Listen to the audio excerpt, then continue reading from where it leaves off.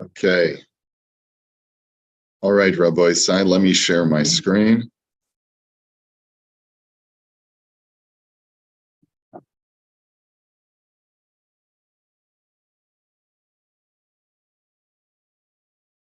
Okay. So we were learning yesterday that it's not permitted to take compensation for being a witness. You are allowed to take compensation for transportation, but for the testimony itself, you're not allowed to take. Okay. And in Umitam Zeh, Mutarim Ede Haget Litol Schar al Chasimasam, the last thing that we learned was that the only time you're not allowed to take compensation is if you are called to testify on something that had previously happened. But if someone wants to solicit you to come and testify on their behalf for something that, for a future transaction, that you're allowed to say, I'm happy to help you, but you need to pay me for my time. Okay? And that's perfectly legitimate because you're not doing a mitzvah. It's a voluntary mitzvah. It's not an obligatory mitzvah. There's no obligation for you just because a person needs a witness for a business transaction for you to drop everything and to help him. Okay. This is the last piece from the Imrei Yaakov, Mitam Zeh Mutarim Ede Haget. And for this reason, if a Beis Din says, Yankel, we need an extra witness to witness the delivery of this get, would you agree to be a witness? He can say, sure, Beis Din, but please, this is what I charge per hour. V'yesh omrim daholu masnanim ha'edim shem yikalkalu haget sheyishalmu oso lefichach shari likach schar harbei.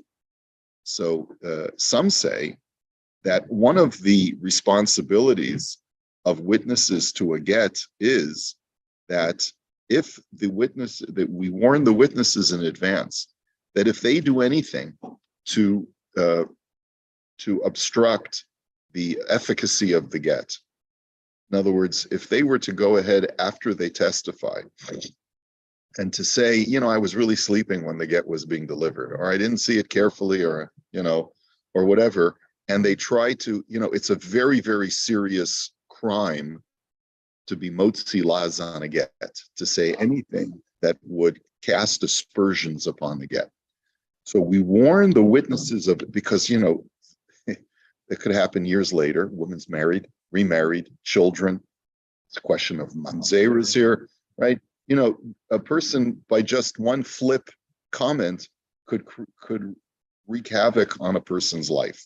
So therefore, we sternly warn the witnesses in advance, and we tell them, thank you, and we tell them that if they do anything to cast aspersions or to mess up the get, they have to pay for a new writing of the get. And therefore, the witnesses, knowing that this heavy burden is upon them, they have a big responsibility, they are allowed to take more compensation than normal. Another reason compensation is that by witnessing a get, they preclude themselves from marrying the divorcee because, yourself not a kosher witness because you're a party of interest. So therefore, they see a very attractive woman coming in to get her get, and big sacrifice, I can't even date her. No, can't. Some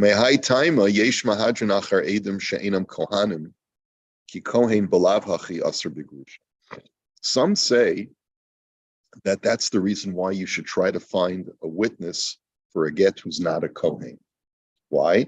Because a Kohen can't marry her anyway, so why should he get the extra compensation?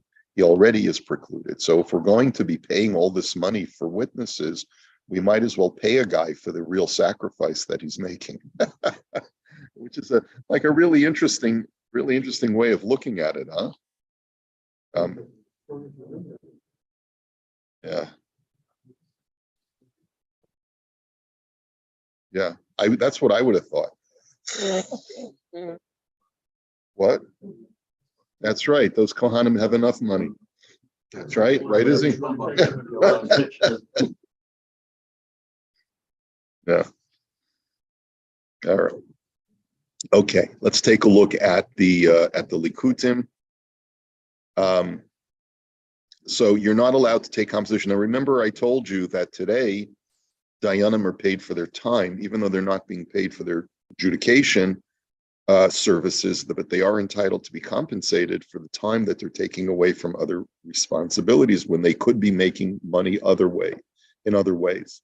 So he says, Ein Imrei Yaakov she'evenu sham din hashulchan aruch siman tes the hanotel schar ladun the din of betelim. We mentioned in the Imrei Yaakov that any dayan who takes compensation, like it nullifies his judgments. All of his judgments are invalid.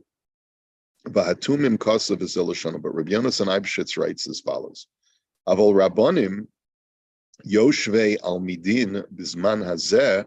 Rabbanim today, he's speaking in the 18th century, who assembled to adjudicate shebishvil she'askam ledin ladun bein ish l're'ehu enam oskim b'mekach u'memkar u'malacha, or b'masa u'matan u'malacha. He says that because they are called upon to judge, this takes them away from the ability to engage in business and work. And as a result, and if it were not for the fact that they had to sit and adjudicate in a beis din, there's no question that they would be going out to work and doing something industrious and making money for themselves. Because where else are they going to get parnasa? So hava kimalacha nikeres diyadua lekol debishvil zeh em nirpin min hamasa umatan. He says everyone recognizes that it is clear that the reason that they're losing money, or that they're losing out on the opportunity to make money for this effort.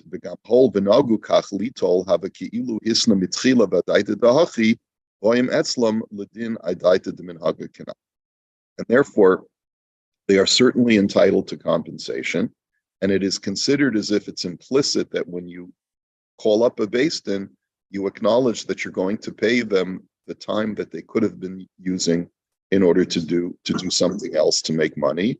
And that's where the heter came from, to permit dayanim to take compensation for their efforts. Now, that doesn't necessarily let the witness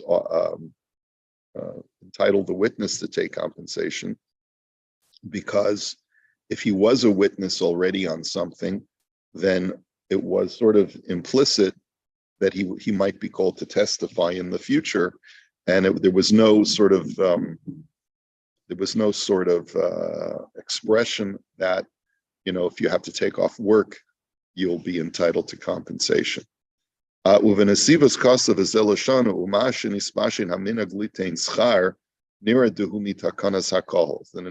writes a similar argument. He says the minhag by his time also, I think the Nesivos is also 18th century or maybe 19th century. He says the fact that the minhag has spread that dayanim are entitled to compensation is based on a community institution. Daha misayin al kitzasan, because the community has taken it upon itself to help support and sustain the rabbanim who sit on the beis din. And once it's the community's duty to compensate the dayanim, then they can also institute a policy that is part of the community's hiring of these rabbanim to act as dayanim. No one is allowed to utilize their services unless they put money in the pushka. So instead of putting money in the pushka, they're redirecting the money directly to the dayanim.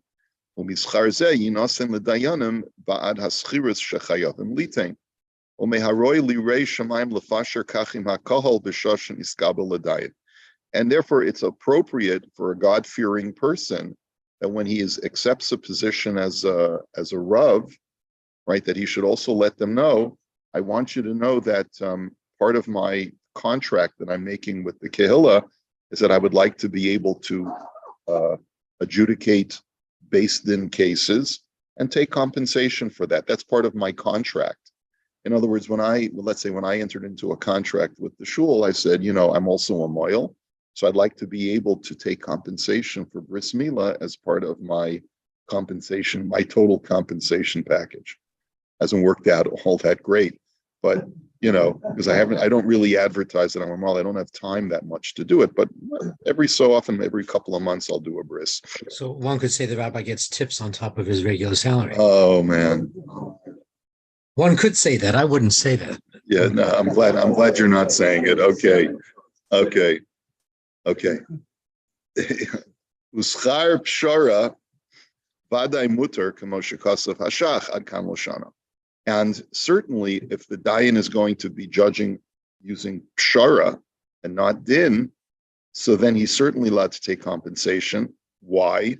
I'm not sure what the shach, I haven't seen the shach inside, but I'm surmising that the shach is of the opinion that you're really providing a mediation service instead of an arbitration service. And it's arbitration that you're not allowed to be compensated for. But when you're a mediator and you're just trying to create a compromise so that both parties come away somewhat satisfied, it's a different type of service and you're allowed to be compensated for it. Uvishut shvus Yaakov kasav bezel yashiv min hagenu da'achar delesa idna diyada lamedan din Torah ave kamo peshara deshari. And based on that, the Shvus Yaakov says that since most dayanim lack sufficient knowledge to judge according to the letter of the law, every court case invariably is a pshara, and therefore, and there's some type of compromise to try to smooth things over, and therefore every dayan is entitled to compensation. Kabbalah shenostem harabanim l'shochtem v'lokchim avur zeh schar danu bo hachronim I arich lemiaved achi. There is a custom that Rabbanim give Kabbalah, what's called Kabbalah, what we would call smicha to a rabbi is called Kabbalah to a shochet. Shochet learns how to do shchita. Where does he learn it from? He learns it from a learned rabbi who teaches him how the halachas of shchita and the process of shchita. And the minhag was that the shochet, who now had a trade that was marketable, would compensate the rabbi for his time and give him, whatever the fee was for learning how to shech properly.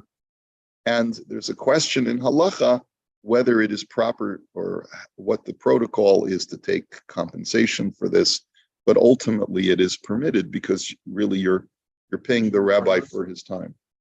Well, you're teaching him a trade, but also since you're teaching him how to do a mitzvah, and it's a mitzvah for you to do that, maybe it could be argued that you're not entitled to take compensation, right? And it's the same thing where there's so many other areas where Rabbanim engage in mitzvah, and it's part of their compensation.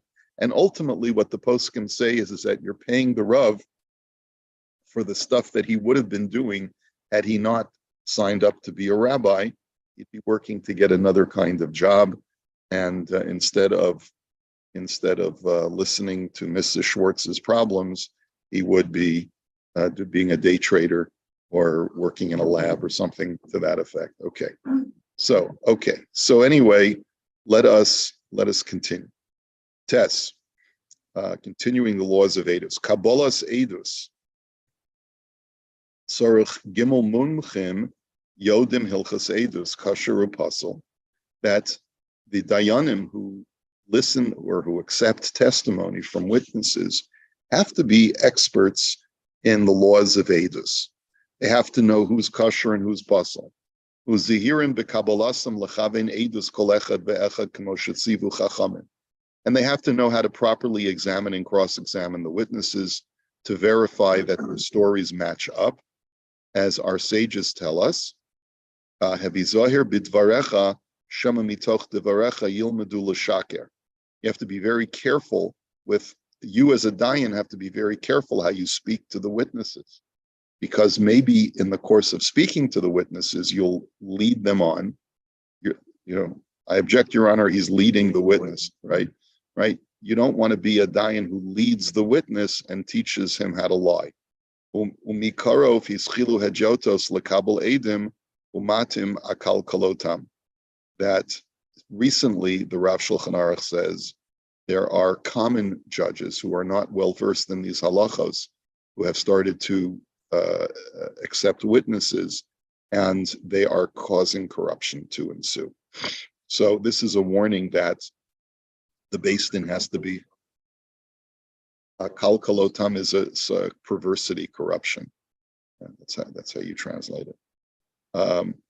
So you have to be careful. You have to be careful. Kabbalah say this. So Imrei Yaakov says, "Tzarech sheyavinu hadayanim lashon ha'edim shelo yishmu mipi hameturgaman." So he says it's brought down in the poskim that, and who's he quoting here? This is, no, he doesn't say. Well, I guess we'll see it in just a minute. It's the Shulchan Aruch itself. That when you hear testimony, you have to understand the language of the witnesses. The witnesses cannot testify in a foreign language that the judges do not understand.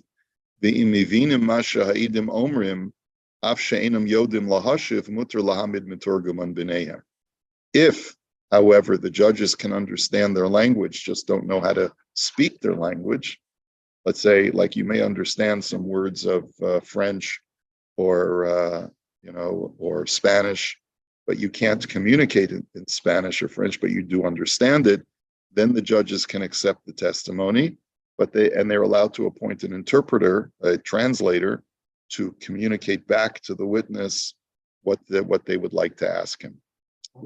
That could also be the other way. Listen, something to the judges. No, the judges have to understand it themselves.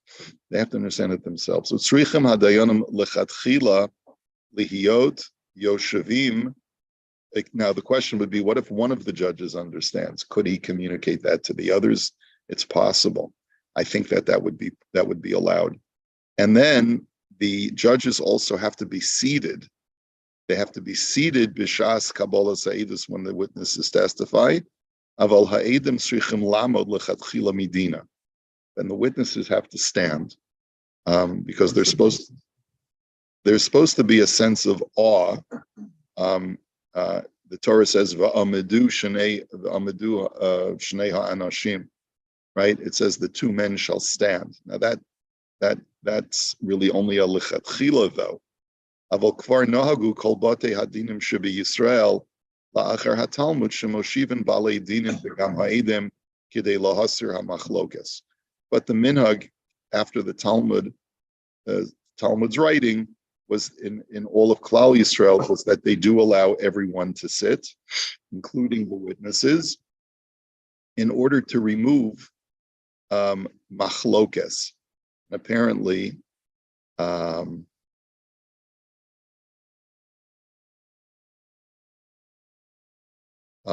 I guess maybe some people might be upset. Why should I have to stand this long? And maybe they wouldn't want to testify. She'ein banu koach lahamid mishpat hadas al tilam.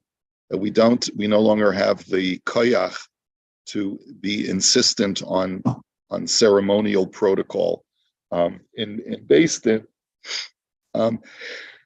because you have to look at the bigger picture.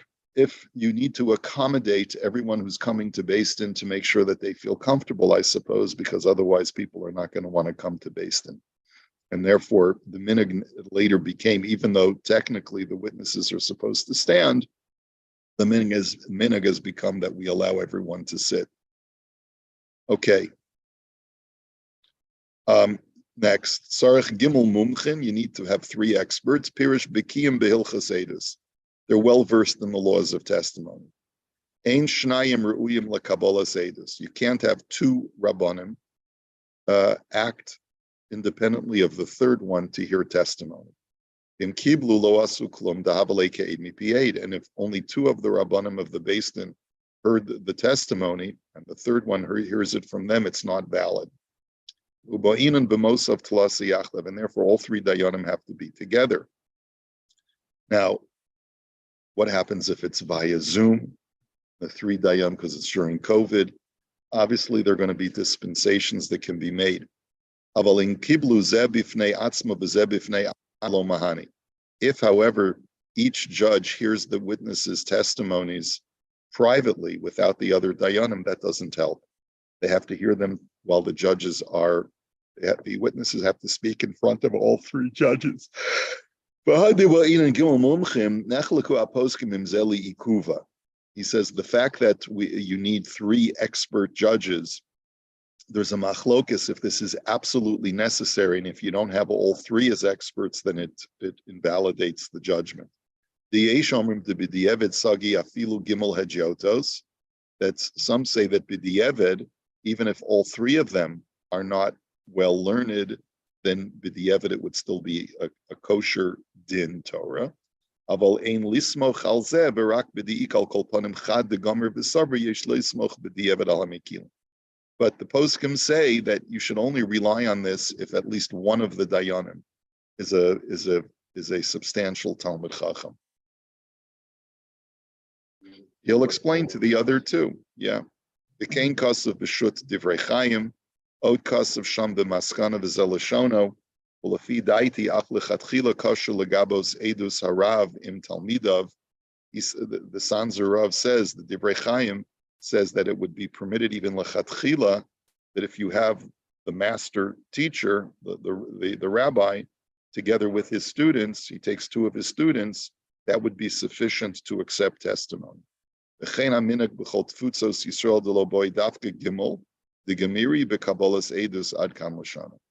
that's really the accepted minhag, that as long as one of the dayanim is an expert in these halachos, the other two do not have to be.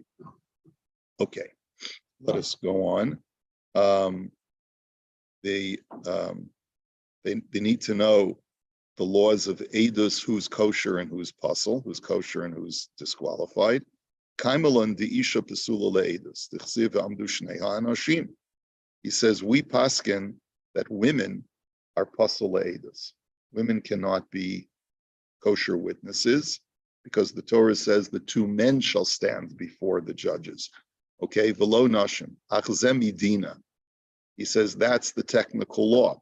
Aval yesh omrim de takonas kadmonim hu de b'makom she'ein anoshim regilim lios. But there's a later takana that was instituted many years ago, that if there's, let's say, something happened in a place where men don't frequent. Let's say there's an alleged event that took place in the women's section in the shul. Okay. Obishar davar akroy shenashim regilos b'zeh v'lo anashim. Or any other place where women are more frequent and men were not there. Kegon lomar shebegodim elu lavshe isha plonis ve'ein shalat. Let's say they need to testify about identifying a certain woman based on her clothing. It could be that only another woman would know that information. A man might not know that. Ve'ein anashim regilim ledak degbo. So, and men really don't recognize women's clothing. I can't tell you the number of times, except for Ron, of course. I can't tell you the number of times my wife makes fun of me. I say, "Oh, honey, I really like that outfit that you're wearing." Oh, I've only had it for 20 years, right? Does that ever happen to you, where it's like you notice, like you say something and she's wearing it, she's been wearing it, right? It's the thought that counts, right? But it's true. Men tend, except for if it's your occupation, like Ron, but men typically don't really notice women's clothing that much. It's something that it's not really within your purview. Like if you're asked to testify, well, what color was her dress? I don't know. I have no idea. I wasn't. Okay. Bazen nashim ne'emanos. So in situations where men's testimony would not be available because men typically don't notice these things, then a woman's testimony is accepted. V'lachein yesh mi shekasav da'afilu isha yechida o karov o katan ne'emanim be'inyan haka'a u'bizayon talmud chacham. And therefore, let's say a guy is brought to Beis Din because he was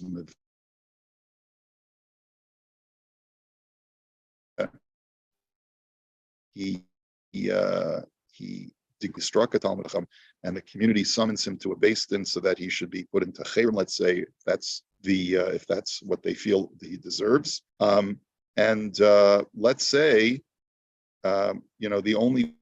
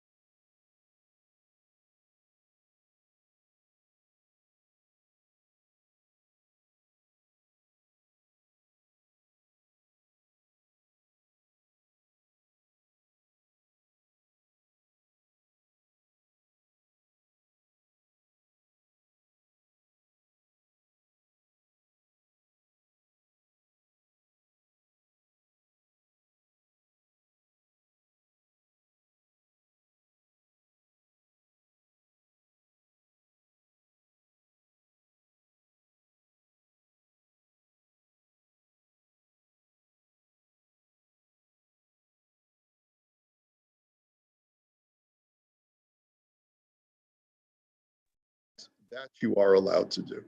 That you are allowed to do. You can incriminate a relative through the relative's testimony, but you can't defend the person through a relative's testimony. Bottom line is that there are situations where we do accept a woman's testimony. I'm trying to think if I was part of a din Torah where there were, well, I'm trying to think. I don't recall offhand. I have to think about that if I ever been involved in a din Torah where a woman was testifying. We would accept a woman's testimony in certain circumstances, but it's not a given. It's not a given.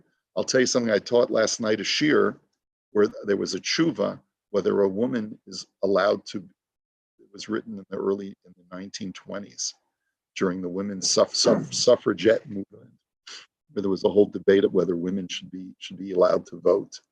And there was a rabbi who weighed in from a halachic perspective. I'll tell you about it in Mirz Hashem tomorrow. We got to stop. Okay, I'm sorry about the technical difficulties. Have a good